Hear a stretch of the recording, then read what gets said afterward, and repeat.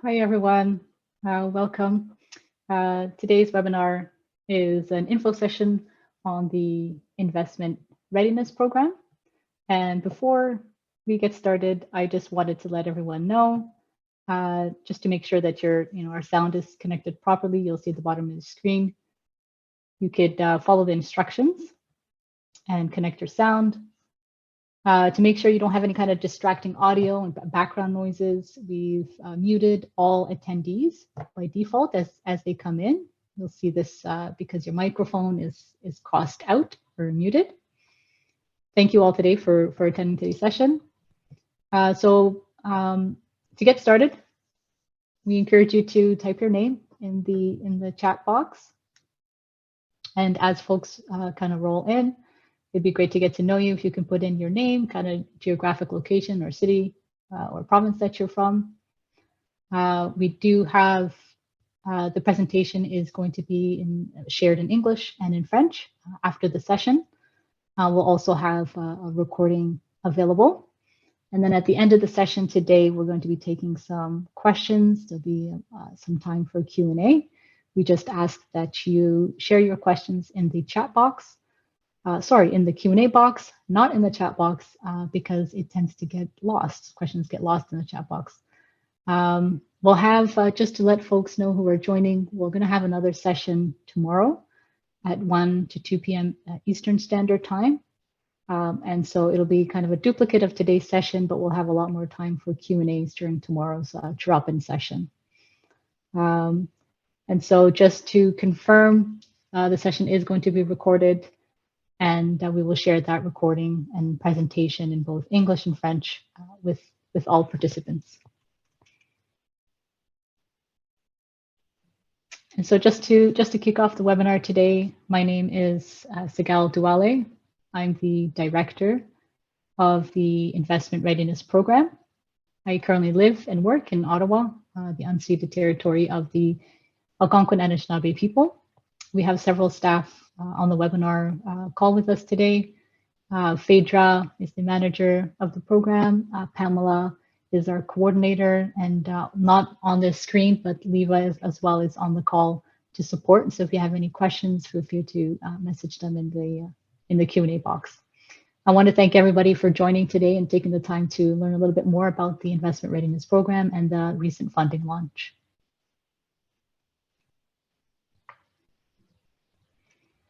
So before we get into the session today, I did want to start by acknowledging that many of us are located in the traditional, ancestral, and unceded territory of First Nation, Métis, and Inuit people who have played and continue to play guardians of the land and waters upon which we all gather. It's with this great respect that we start our work, knowing that our relations need to be improved and take into account the continued impacts of colonization and systemic racism, and that ongoing violence towards Indigenous women constitutes genocide, as stated in the report on the inquiry on missing and murdered Indigenous women. And for us at the Canadian Women's Foundation, it's important that we really state this because our work, as we move forward, is being influenced and adapted according to the calls for action from both the Truth and Reconciliation Commission and the inquiry on murdered and missing Indigenous women.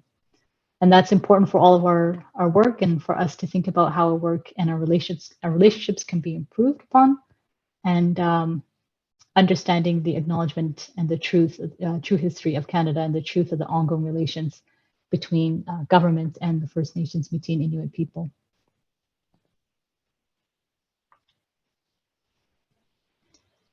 So as more and more people are joining the webinar today, I just want to provide a little bit of a roadmap for our session. We have a few topics we're going to be discussing today, and first I'll provide a quick overview of the Canadian Women's Foundation and who we are. And then I'll talk a little bit about the Social Finance Fund. Some folks may have heard of the fund and others have not, but it does play somewhat of a role in the Investment Readiness Program.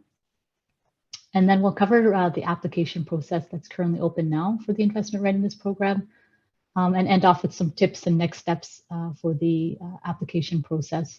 And then we'll leave time at the end, of course, for any questions. So feel free to pose your questions in the Q&A box, and we'll get to them at the end of the session. So to provide a little bit of background, the Canadian Women's Foundation was set up over 30 years ago to really fill a gap in women's philanthropy, and seeing that in spite of what might, legal what law reforms that were taking place, it didn't fully guarantee kind of women's economic justice and equality. And so in reality, that wasn't happening. And so the foundation was established over 30 years ago to fill this void. And some of the key areas that the Canadian Women's Foundation works on is, of course, with women, girls, and gender diverse people across Canada to prevent gender-based violence, to support economic development, and promote inclusive leadership and champion girls' empowerment. And so over the years, we've funded several programs in communities across Canada.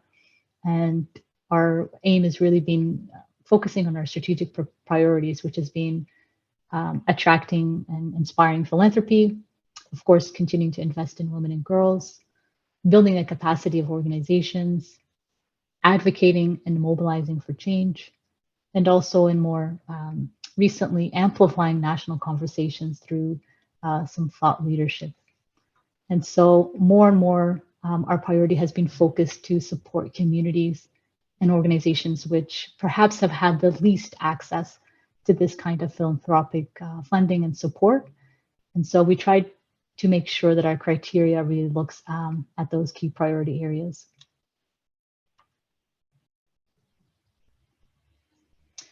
So for the next session, I'm going to provide a little bit of an overview about the Social Finance Fund.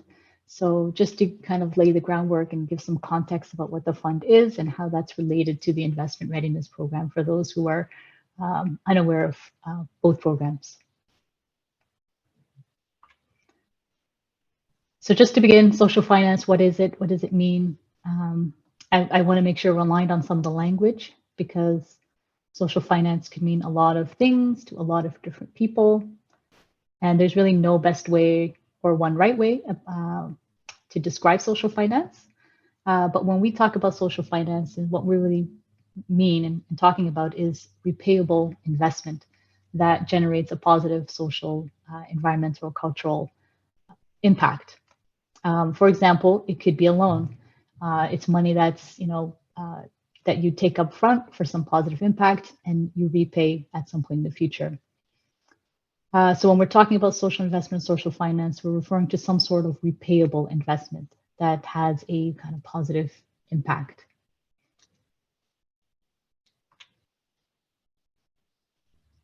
So social finance and how it can be used. I wanted to kind of step back and paint a little bit of a picture about how social finance looks on the ground, and the different examples of how organizations and communities are using social finance. For example, an organization can use social finance to purchase a building or an asset. They can use social finance to launch a social enterprise or scale one. So these aren't the only ways to use social finance, but I wanted to kind of share with you some common ways organizations are using it. And one example is YWCA Toronto. YWCA raised $1 million a few years ago and used it to build an affordable housing complex. And they used this facility to work with low-income women, or women living on low incomes, women living with mental health issues, and women-led Indigenous families. And what YWCA does is that they made up the difference between what residents can pay to make sure it's affordable for them and what the market rate for rent would have been with government rent supplements. So what YWCA has done and is doing is that they're using the rent from residents and money for the rent supplements to pay down the community bond that they've taken on over the next 10 years. And what a community bond is, in essence, is it's little loans from a lot of stakeholders in your community that have really an invested interest to support your community. So it's going out to communities and individuals who believe in your work, who have an emotional tie to your work, and now they're tying their finances to your work or to your community work. And so it's not necessarily, community bonds not necessarily asking for a donation or for donation from individuals in the community, but asking them to invest small amounts in your project. So say $1,000 or $2,000 or $5,000 in the community project over a 5-year period, whatever the period may be. And then there'll be maybe an interest rate attached to that loan that comes with the community bond. So that's kind of one example of social finance. And I think another interesting example of how social finance has been used as it relates to kind of the investment readiness program and other activities across Canada is an organization called FoodShare. They launched a social enterprise. They're based in Toronto, and they focus on food security, food justice in the Greater Toronto area, especially for those that are most affected by food insecurity. So many years ago, they decided to increase their revenue by purchasing a used bus from the TTC, or the Toronto Transit Commission, through a loan and other means in order to provide locally grown food at affordable rates to communities through a mobile food truck, which is in the slide there. So by launching the social enterprise, they were able to charge customers at a reduced rate, which included the transportation cost of operating the mobile food truck. So today, FoodShare is quite successful and has over 10 mobile markets all across the region, and they deliver thousands of fresh local foods to their communities. And this social enterprise is really helping to sustain their core programming and continues to be kind of a resilient, diverse source of funding for the charitable organization.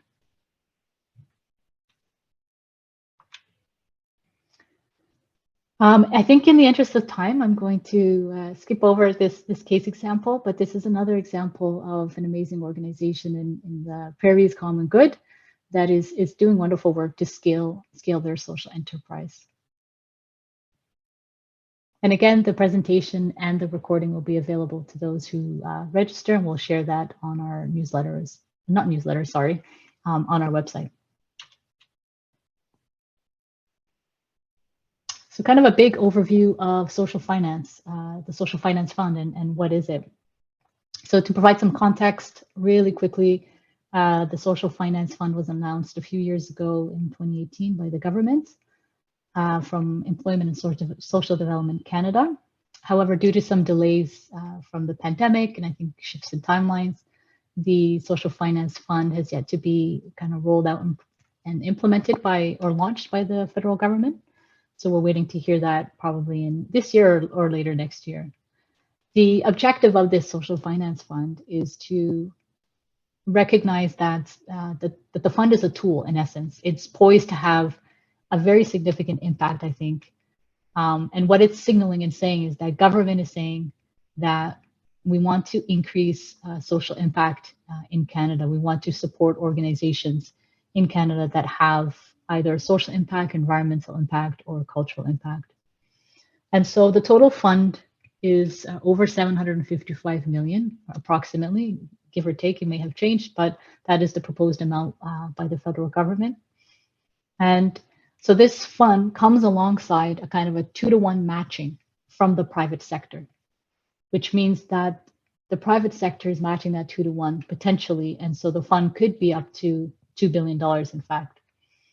The good news is that this matching component, for those listening on the call today, it really doesn't apply to the organizations that may be accessing the IRP or the Investment Readiness Program or grants. So organizations, charities, nonprofits, those accessing these funds are not necessarily the ones mandated or responsible to make sure that this fund has 2-to-1 matching component. But rather it's the responsibility of the social finance investors who are going to need to demonstrate to the government and access that money that they have the ability to also fundraise 2-to-1 from the private sector. So ultimately, for most of us today, we get to see potentially $2 billion over the next few years be available to organizations across Canada.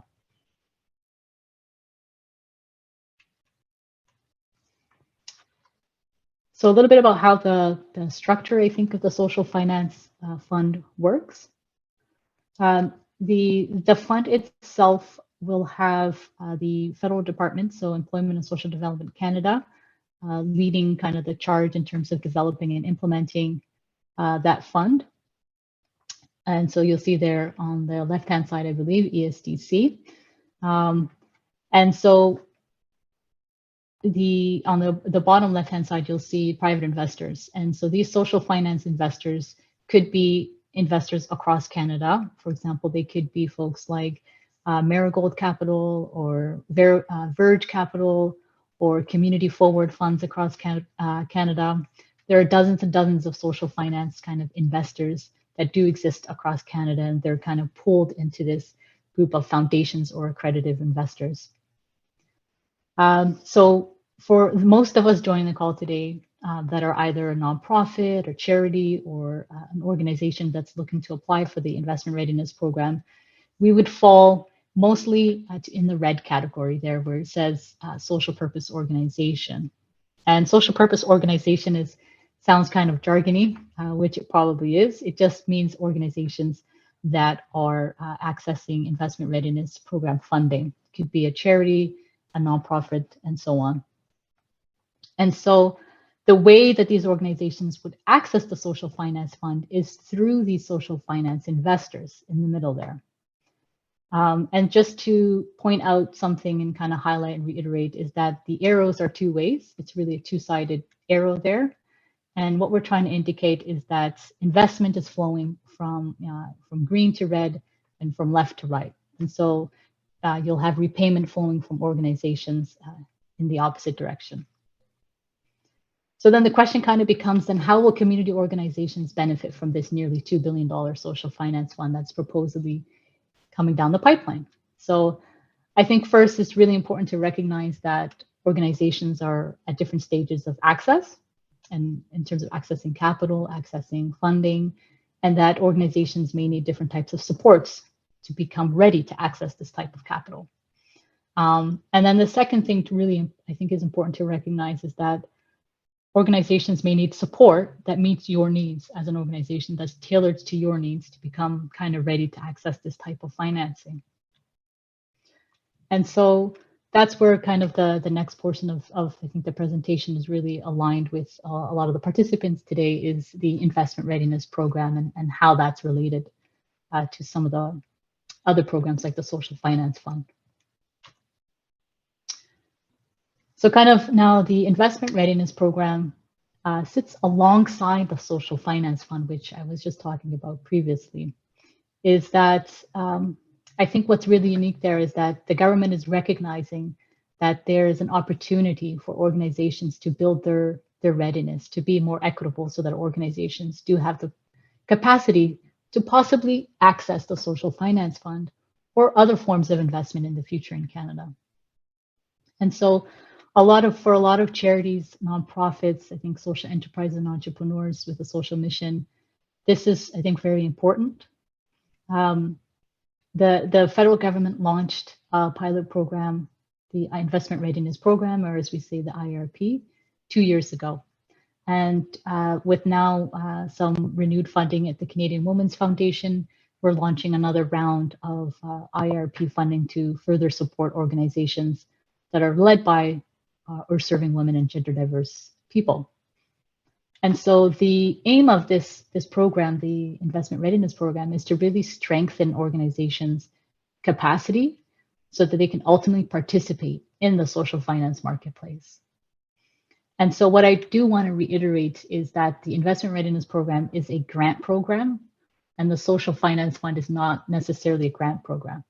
So that could be financing that you could access, or capital that you could access in the Social Finance Fund at some future date, whereas the Investment Readiness Program is in essence a grant program where you do not have to repay back capital or the funding or the grant. And that's something really important that I do want to stress. The Investment Readiness Program funding intake is now open, and for us at the Canadian Women's Foundation, we focus on charities and nonprofits that are led by and serving women and gender diverse people. However, non-charities can also apply in partnership with a charity if there's a mission or a mandate that's relevant to each partner's work. And I'll speak a little bit more about that in the application section in a few minutes. I think one thing I just wanted to specify here also for the investment readiness program, that it's a one-time grant. And so it's really not meant for regular operating dollars. For example, full payroll or full staff dollars for staff or team members. That's not really the essence of the program. Or paying, full rent for your facility or your building. That is an eligible expense. The program isn't meant to be also the social finance fund, right? So you won't be able to purchase a building, for example, or purchase a large major piece of capital equipment or something like that. But rather, the investment readiness program is really meant for your organization to build your internal capacity so that you become more ready to take on investment. And this can be in the form of many, many different kind of activities and ways. You can use the funds, for example, to access a lawyer or legal services. You could use it for accounting services. You can use IRP funds for business planning or testing and exploring your social enterprise idea through feasibility study. All of it to say is that this funding is really to build the case and improve your organization's investment readiness so that you can ultimately attract capital.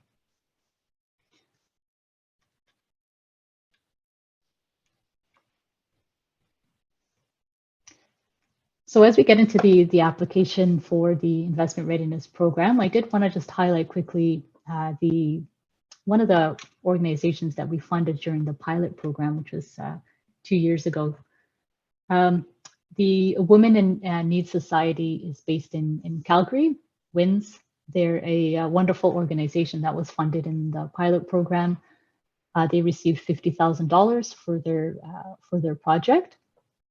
And so WINS, or Women in Need Society, runs thrift stores and programming in their community.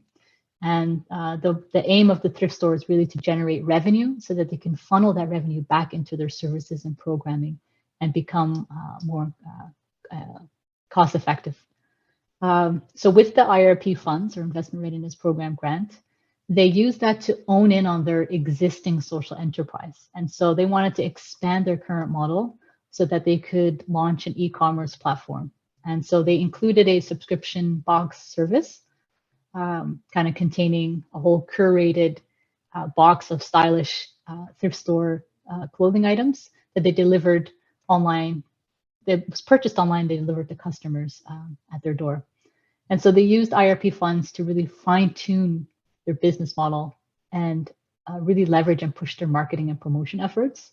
And today, the online service really helped them to sustain their operating income and also ensure that the women living on low income in their programming have access to free clothing, free household items, and free furnishings.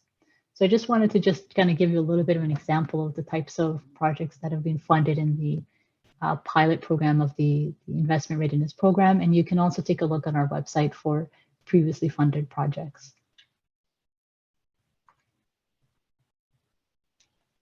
So our approach to funding. I think it's really important. I do want to highlight that our approach to funding for the Investment Readiness Program is very similar, or almost nearly the same, across all funding or grant streams at the Canadian Women's Foundation. We want to ensure that our vision of gender justice for all of our grant making is expressed in our prioritization of women, girls, trans people, Two-Spirit, and non-binary people, including First Nations, Métis, Inuit people, Black and racialized people, those living in rural and northern communities, and those who identify as Two-Spirit or LGBTQI+, as well as those who are refugee, immigrant, or non-status, living on disabilities or living with disabilities, and those living on low incomes. It's particularly important because in most instances, these are people who experience the most serious levels of discrimination and often have the least access to funding and support. So I want to make sure that the programs that we run are not only for a particular group, but that we prioritize based on our strategic plan, and these are some of the priority populations that we focus on for our grant making.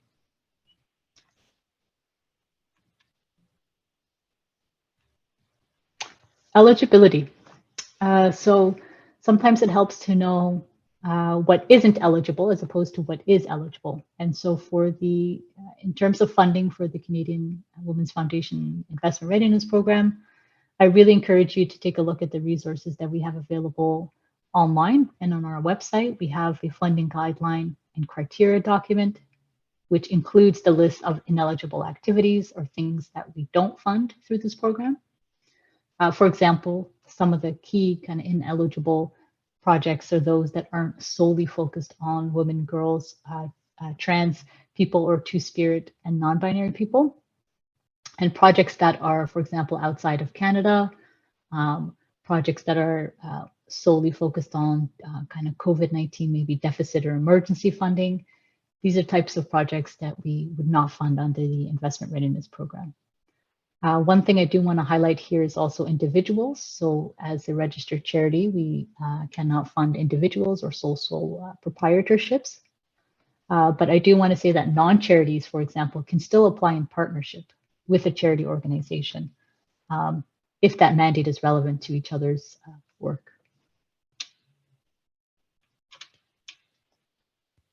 Okay, as we get into now the application form of the investment readiness impact stream, which is the stream that's currently open with applications due and on April 27th. I just wanted to highlight that we do have a few resources on our website. The resources are available in both English and French. We also have the frequently asked questions document that you can refer to. I think it's a good list there for any kind of top burning questions that organizations might have raised before. There's some good content in there as well.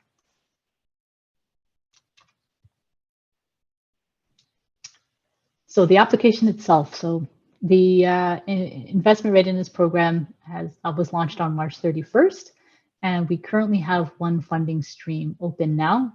It's called the Impact Stream. This stream will close on April 27th. So in order to apply, you'll need to first register and create an account, and then you'll have access to the online application. You'll see there in the blue box on our website, that's where you register and start creating your online application.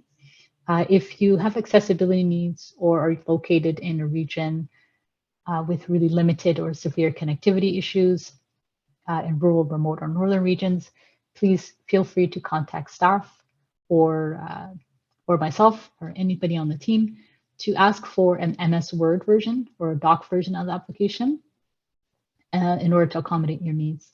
Unfortunately, we just won't be able to accept any mailed hard copies of applications. Again, the deadline is April 27th.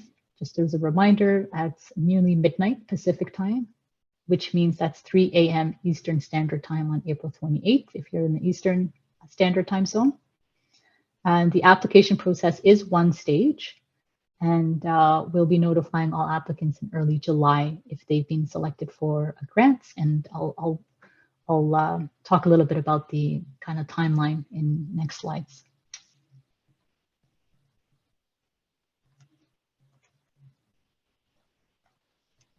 So the application itself for the impact stream has 6 sections. You'll see 6 tabs in the online application. The first section is the organizational overview. We're looking for kind of top level information. The second is project level information, followed by, I think, the most substantive part of the application, which are the 9 to 10 proposal questions.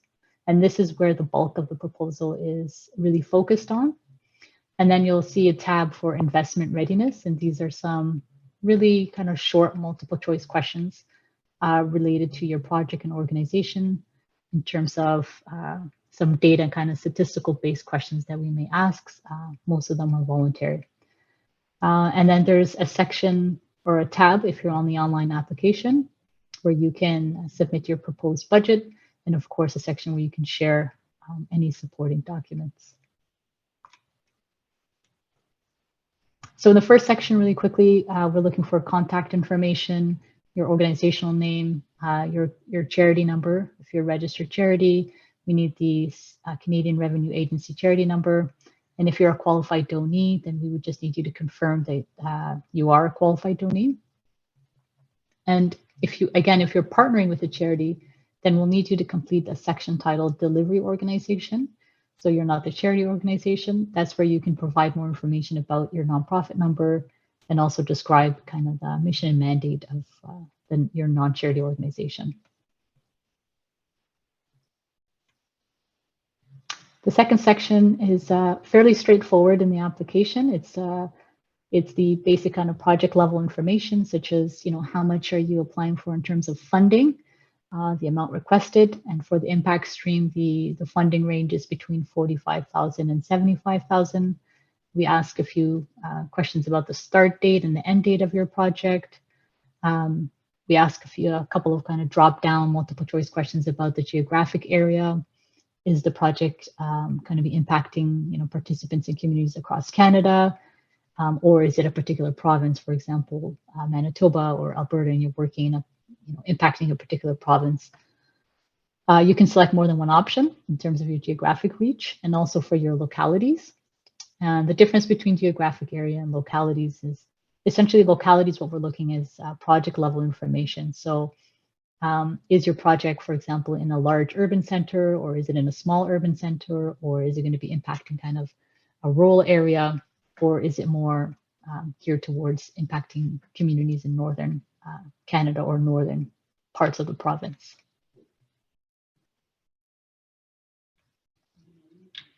I think this is the section that's the most, where applicants will spend the most time, of course, where we really want to get to know what the proposal is about. And there'll be 9 to 10 questions.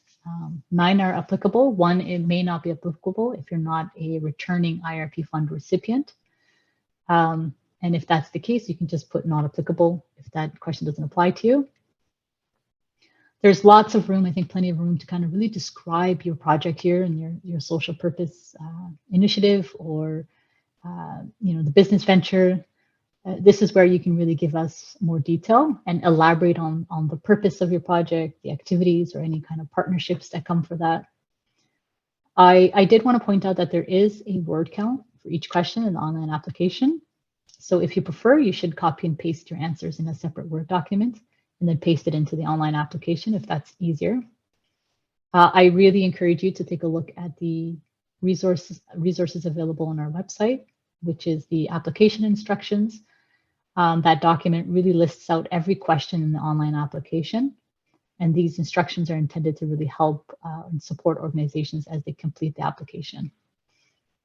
During the selection and review process, the advisory committee relies solely on the answers to each section, as well as the supporting documents that you provide. So please be as specific as possible.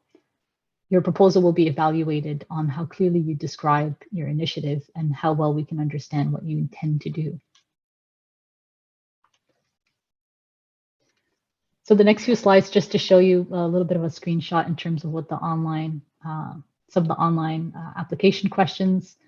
Kind of one of the goals of the investment readiness programs is really to support organizations working to build, grow, and scale kind of existing or new revenue-based activities. And so for these 3 questions here, this is more focused on the proposal itself, the project itself.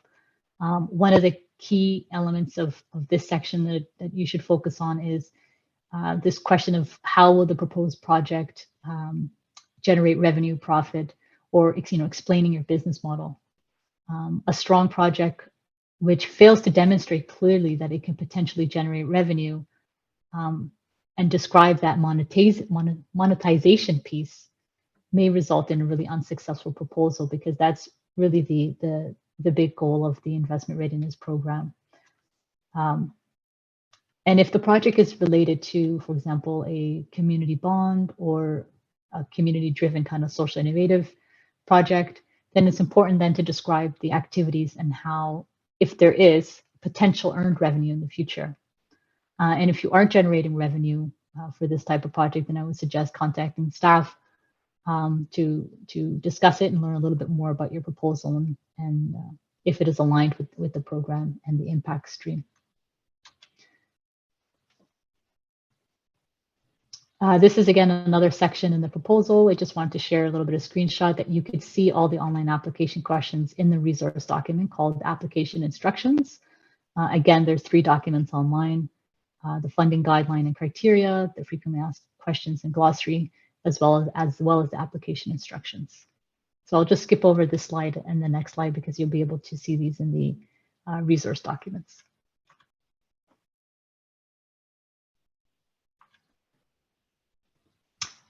Okay, and then the 4th section of the application is really multiple choice. It's the investment readiness questions. There's very few drop-down questions. You can select based on the options that are available to you. For example, one of the questions we're interested in is what type, how will you be using this funding? For example, would it be to conduct a market study, to measure your impact? Would it be to build up and strengthen the skills of your team or your board? Would it be to seek legal services or accounting services? And so there's a few drop-down questions, and we ask folks to answer those questions. They're all multiple choice. This section is really for data collection and statistical purposes. And I do want to highlight that your answers in this section don't have any merit on the review and selection process. It helps us essentially to have more context behind applicants and interest in the program. There is a question in there about capacity building and capacity building activities. And so I do want to highlight that if you are successful and you are awarded a grant, then we do provide kind of some wraparound supports and some capacity building supports in the form of webinars and workshops, where we really encourage those who have been funded to participate in this kind of community of practice that we build here in the Canadian Women's Foundation for the IRP program. We do have, for example, peer-to-peer sessions on several topics that are of interest to grantees once they're awarded funding.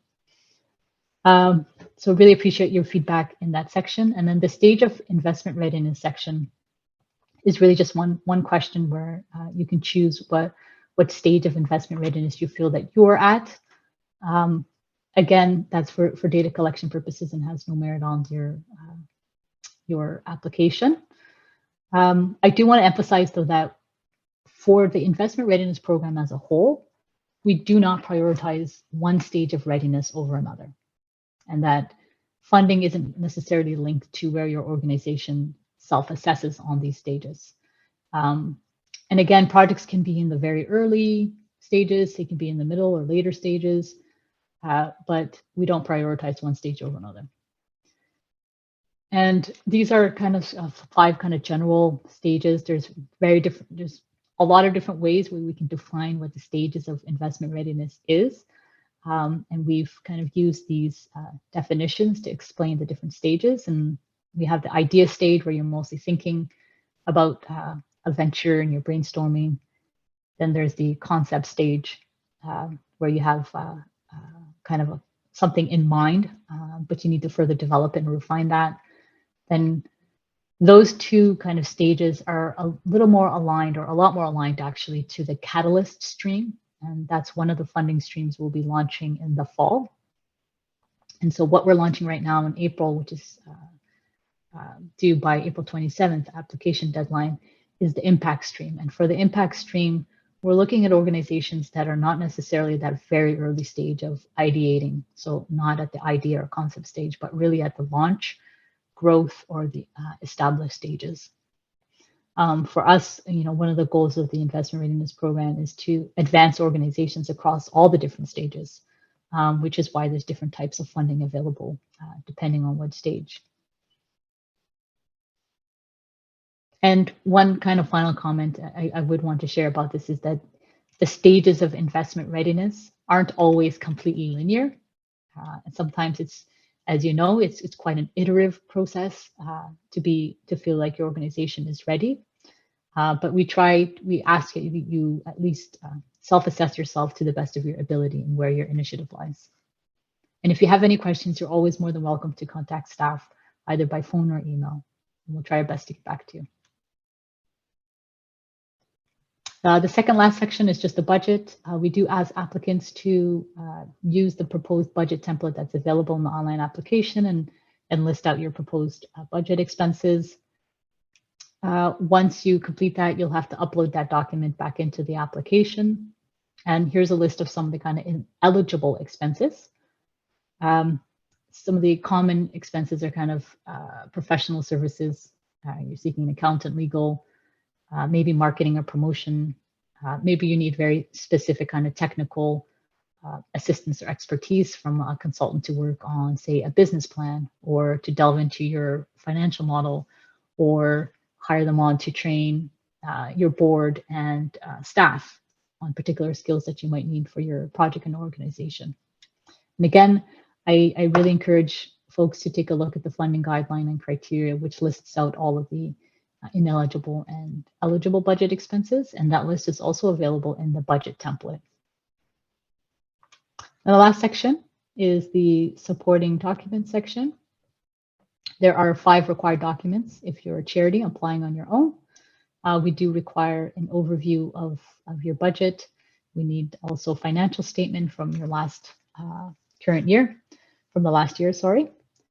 We also require your organization's diversity and anti-racism policy. And if you don't have one in place, we'll take a statement or talk to staff and have a chat with them and see what other maybe policies you have in place, or explain kind of what the intention is behind your organization as you develop your diversity anti-racism policy. We also require a work plan of the scheduled activities. There's no template in place for the work plan. It's really up to you as an organization what you feel gives the committee and the review committee an insight into what that roadmap looks like for how you're going to be implementing your project. So this work plan is really the how. Maybe it wasn't covered in the application, and so you want to provide a little more detail about kind of the timeline and the schedule of the activities that you might roll out with your project. And then also a letter of support, just one letter of support. If you are a non-charity and you're applying together in partnership with a charity, then the only required documents for the delivery partner or non-charity is the work plan and a letter of support. And then the other 3, the budget, the financial statements, and the diversity and anti-racism policy are required of your charity partner. We also welcome other documents that you may want to share with the review and advisory committee. You're welcome to share your board list. These are all optional. You're welcome to share community reports or an impact report, or perhaps an annual report. And if you've been previously funded for an IRP grant or project, you're welcome to share with us kind of past project updates or achievements if the project is similar in nature to the one you're applying to.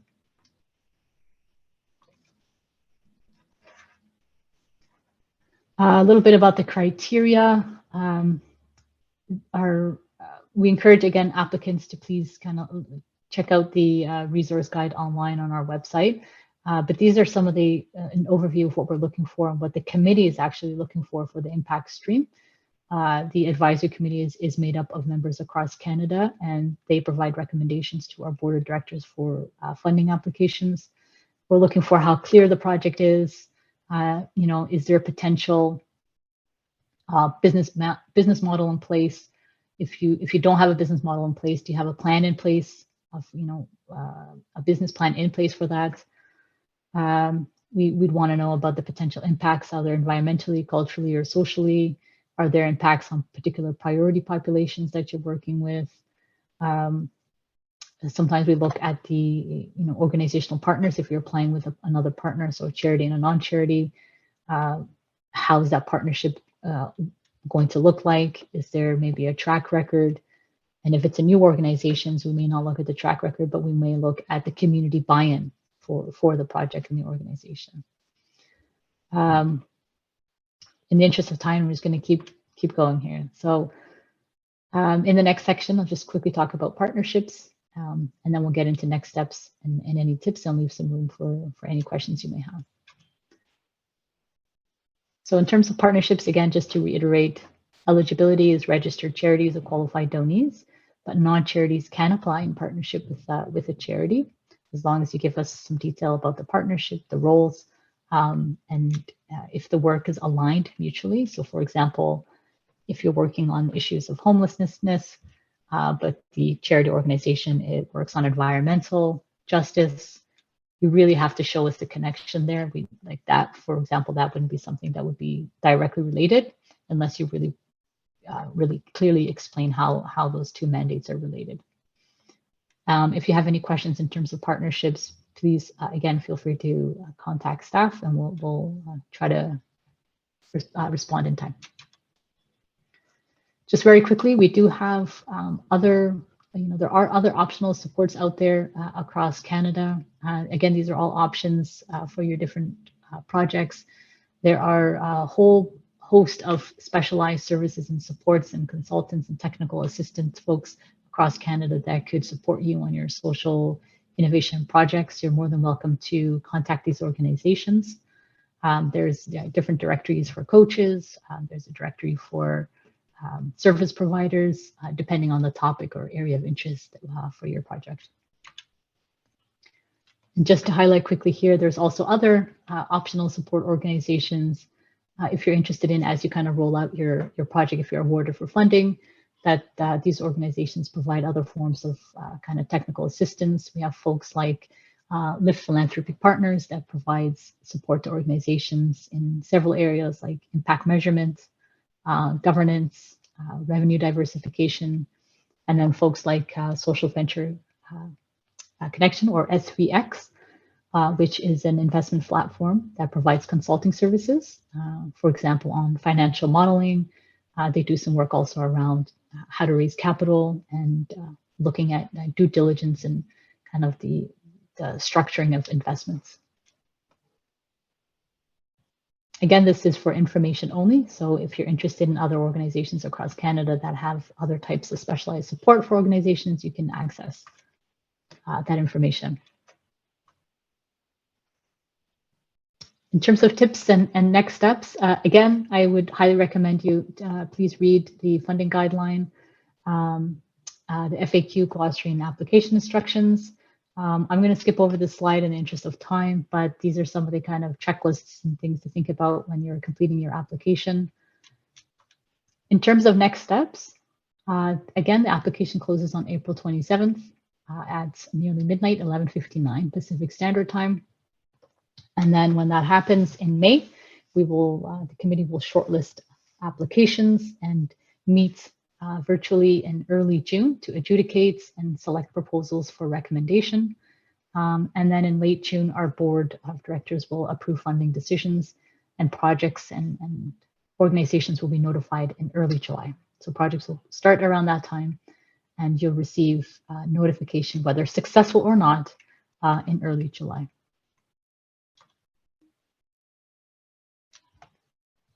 So before we just open it up for questions, I really want to encourage folks to take a look at the resources that are available online. Tomorrow, we also have another webinar. It's more of a drop-in session, a lot more time for Q&A if you want to attend. You're welcome to send an email to staff that are on the call today or myself. We'll try to respond as quickly as possible. So I'll leave the floor open now for any questions and leave some time for that.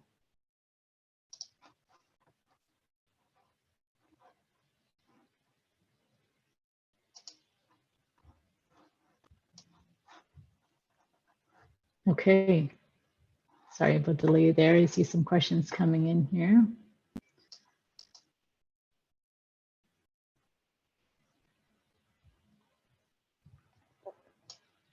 Okay, let me just start this way.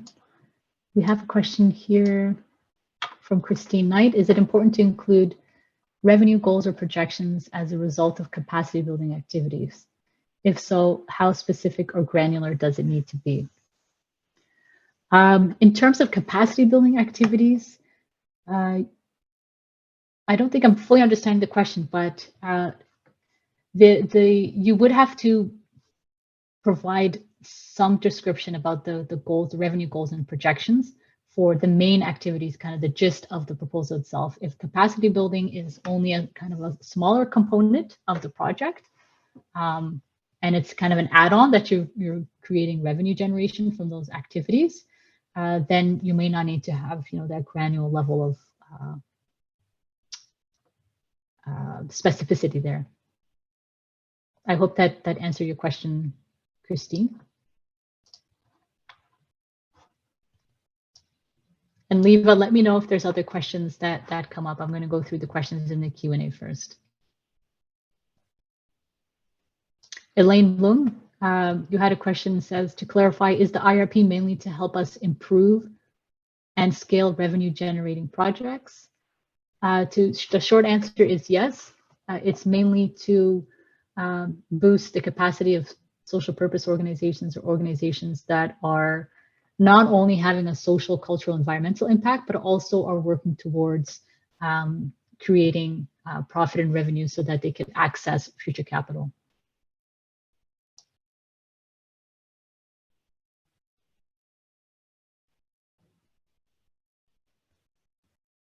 Okay, I have a question from Laura. Will the session about the systems change? Will there be a session about the systems change and collaborative stream? Yes. There will be a session about both the catalyst stream and the systems change stream, which are two funding streams that are going to be launched this fall, I believe in September or October, and we'll have sessions specifically for those as they roll out. I encourage you to sign up to our funding announcement newsletter on our website so you stay informed and up to date with when those funding streams will be open.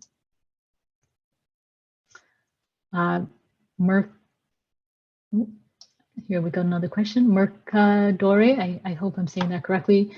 What is the total amount allocated to this impact stream, and what is the anticipated number of applicants? There is no exact number, but we can fund up to approximately 40 organizations in this impact stream. But again, that is not a number that's kind of set in stone and finalized. Sandeya Singh has a question.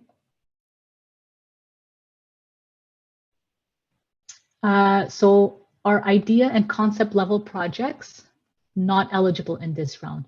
Sandeya, that's correct. So this round is the impact stream. It is not necessarily for projects that are still at the ideation or concept stage. That is the catalyst stream that will be open this fall in September or October. Rebecca Chambers has a question and says, does the social enterprise have to only provide funding for women?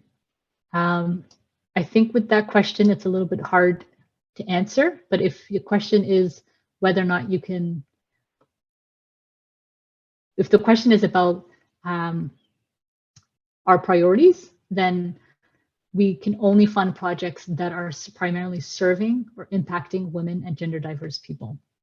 But if I didn't answer your question, I encourage you to send us an email afterwards.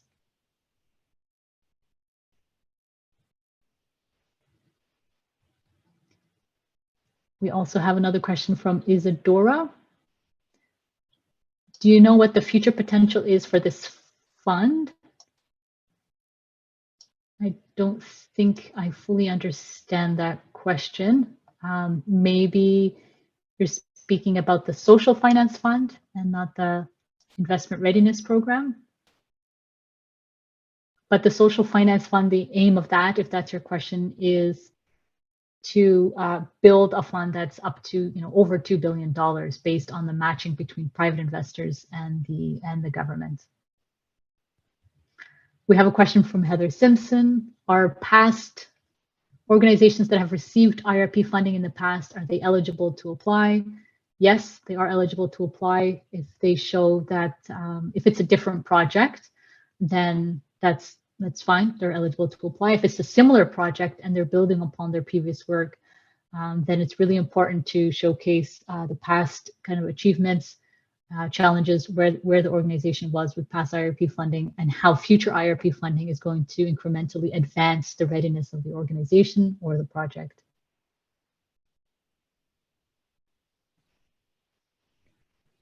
We have a question here. Oh, here it is. Sorry about that. Is the IRP only open for specific communities? I didn't see a new intake for community foundations.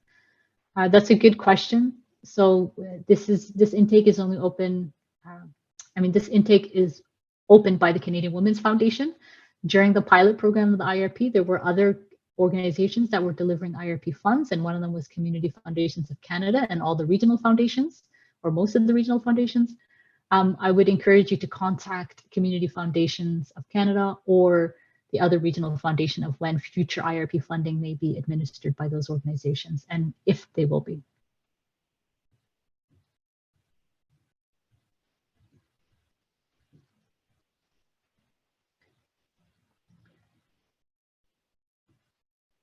I have a question here from Lori Burke. If your organization has received IRP funds before or for another project, is it eligible for another project or a spin-off of that original project? I think just to, similar to my previous answer, past IRP participants are, or recipients are eligible for funding. It could be the same project or a different project, but if it's the same project, we encourage you to really explain to us how further funds will really advance the readiness of the organization. I think I have time for maybe a few more questions here. They're popping up. Linda, I have a question from Linda that says, how are we ensuring equitable selection of projects? It seems that the application is geared to individuals that know how to write business plans and people whose first language is English. Thank you, Linda, for your question. I really appreciate that. We're ensuring kind of an equitable selection because we have an advisory committee in place. It's an external committee and they're part of the review and selection process. We try to be as equitable as possible in terms of educating the committee in the selection process. We don't, through that kind of review process with the committee, there are several criteria that's in place to assess not, for example, the proposal, but what the proposal intending to do, what the organization's intending to do. We are trying to reach more communities and more organizations that may not be aware of this type of funding program. And so we're focused on, over the next 3 weeks on outreach.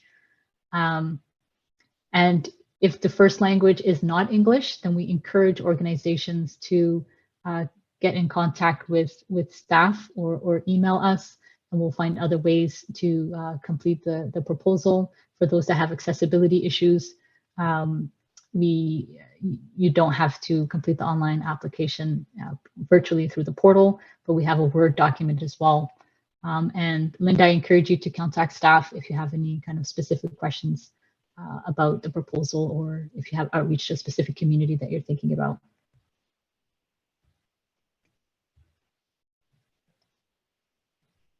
Okay.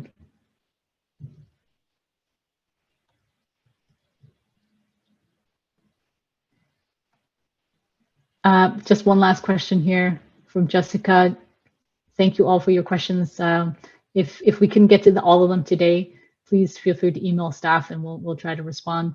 Last question is just to confirm, a for-profit can only qualify if they partner with a charity. That's correct. They'd have to partner with a charity in order to access this particular funding. The Canadian Women's Foundation is a charitable organization, and so we are committed to funding charities and nonprofits. A for-profit is not disqualified from funding. You would just have to partner with a charity to that has a mandate kind of relevant to the work that you're doing to apply for this funds. So thank you, everyone. I really appreciate all the questions. We really appreciate all the questions as a team. If you have any questions, I encourage you send them to socialinnovation@canadianwomen.org, or in the presentation, there were a few email addresses there as well that you can send to. We have a staff of 3, so I really appreciate all the questions. Continue to send them along. And looking forward to reading the applications and reviewing them after April. Thanks again for joining.